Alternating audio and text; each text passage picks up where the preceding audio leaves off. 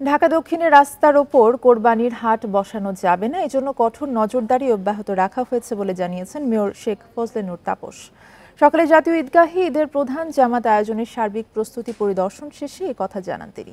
এখন জন্ম সনদ দিয়ে খোলো বিকাশ স্টুডেন্ট অ্যাকাউন্ট, নিজের বিকাশ নিজে কর। এ সময় মেয়র শেখ ফজলে নূর তাপস ঈদের 2 দিনের মধ্যে কোরবানি সম্পূর্ণ করারও আহ্বান জানান। পরে ঈদের দিন দুপুর 2টা থেকে বর্জ্য অপসারণ কার্যক্রম শুরু হয়ে পরবর্তী 24 ঘন্টার মধ্যে সব বর্জ্য অপসারণের লক্ষ্য রয়েছে বলেও জানান।